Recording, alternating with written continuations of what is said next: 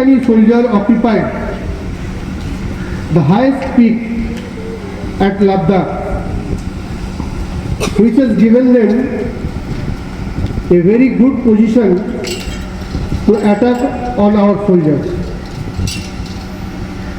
Actually, that peak belongs to India. लेकिन चोरी छिपे उस पहाड़ को पाकिस्तान के सेना ने कब्जा कर लिया।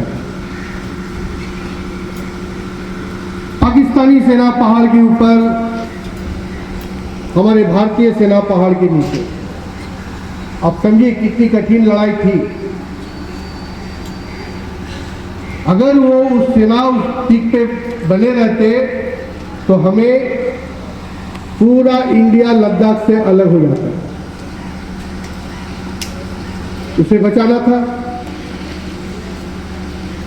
कैसे बचा? हमारे देश के वीर सपूत सेना। आप लोग विक्रम बात्रा के नाम सुने हैं? मेजर विक्रम बात्रा। उनके पराक्रम, उनका अदम्य साहस हमारे देश के थल सेना, देश के वायुसेना सब ने एक साथ मिलकर प्लान किया कि किस तरीके से पहाड़ के चोटी से पाकिस्तान का जो अनऑथोराइज्ड ऑक्यूपेशन है उसको हटाया जाए। इस लड़ाई में मोर देन 500 भारतीय सेना बलिदान दिए अपने जान का। 500 से अधिक भारतीय सेना अपने जान कुर्बान कर दिए भारत माता के लिए। और अंत तक पाकिस्तानी सेना को किसी को जान दबा के, किसी को पूंछ दबा के भागना पड़ा वहां से। और इस तरीके से भारतीय सेना ने विजय हासिल की। उसी भारतीय सेना का एक सपूत, एक नहीं दो, बाप और बेटा दोनों आज हमारे बीच उपस्थित है। आज के दिन देवी गिद्दी परिवार के लिए एक रेड लेटर डे है कि आज के दिन हमारे बीच भारत के महान सेनानियों हमारे बीच उपस्थित है। सर, आप दोनों को तहे दिल से प्रणाम, नमन, नमस्कार।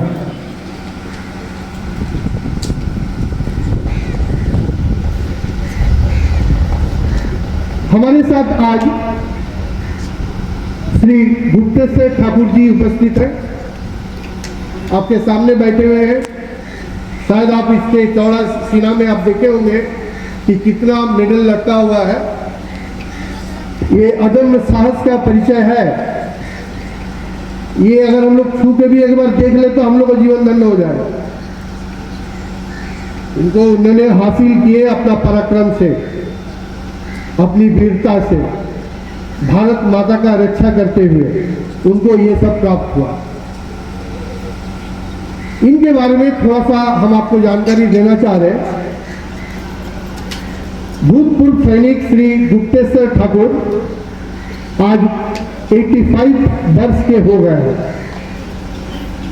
इनका जन्म बिहार प्रांत के बक्सर जिला के छोटे से गांव में हुआ। प्रारंभिक शिक्षा प्राप्त कर देश प्रेम की भावना से ओतप्रोत इन्होंने सन 1962 में भारतीय सेना में बिहार रेजिमेंट के लिए अपना कार्य क्षेत्र चुना। 1962, तब मेरा भी जन्म नहीं हुआ था। उस समय से ये फौज में लड़ रहे हैं, तो आप लोग को तो हुआ ही नहीं होता। सबसे बुरा हम ही है ना। अब मेरा ही जन्म नहीं हुआ तो तब से ये देश का सेवा कर रहे हैं। मेडल से भी पुरस्कृत किया गया। इनको नागालैंड सेवा मेडल से भी अलंकृत किया गया। बंगाल असम सेवा संग्राम मेडल से भी इनको नवाजा गया। 25th एनिवर्सरी आज़ादी मेडल से भी इनको सम्मान किया गया। पश्चिमी स्टार मेडल से भी इनको भूषित किया गया। 9 साल सेवा मेडल का भी ये हकदार है। उच्च स्थान जम्मू कश्मीर का मेडल भी इनको मिला हुआ है। अनगिनत, आप सोचिए आदमी को एक एक मेडल मिलने में दिक्कत होता है और इन्होंने एकदम पूरा इनका मेडल का जितना बोझ है हम लोग तो नहीं ढो पाएंगे।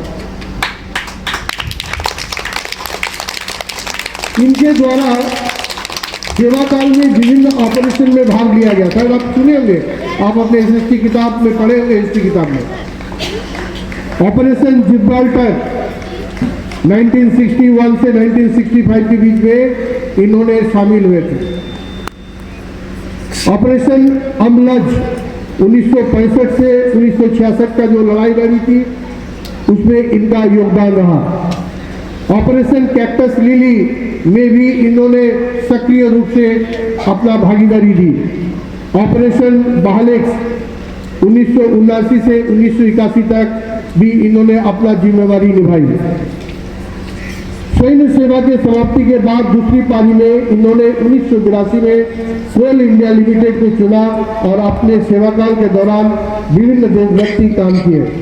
नौजवानों को सम्मान करना चाहिए और उनके अनुभव व अनुशासन से प्रेरणा लेनी चाहिए।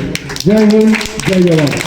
वंदनीय माँ सरस्वती, मेरे गुरु, मेरे मेंटर, मेरे पिता श्री विश्वेश्वर ठाकुर जी, विश्वविद्यालय के प्राचार्य, शिक्षकगण और मेरे प्यारे छोटे भाई बहनों, बच्चों, बड़ा गौरवान्वित का पल है। बहुत मैं प्रधानाचार्य महोदय को बहुत तहे दिल से धन्यवाद देना चाहता हूँ। उन्होंने हमें ढूंढा, खोजा, हमें याद किया, हमारा सम्मान दिया। एक सैनिक का सम्मान इस देश में सबसे सर्वोपरि है। एक सैनिक अपने घर से, अपने माता पिता को छोड़कर, अपने जन्मदाता को छोड़कर भारत माँ की रक्षा के लिए सुदूर, बहुत दूर जंगलों में, पहाड़ों पे बिना खाए पिए जो सेवा देते हैं और जो सेवा देने के बाद हम जो यहाँ पर आराम करते हैं, ये सब उन्हीं सैनिकों की देन है।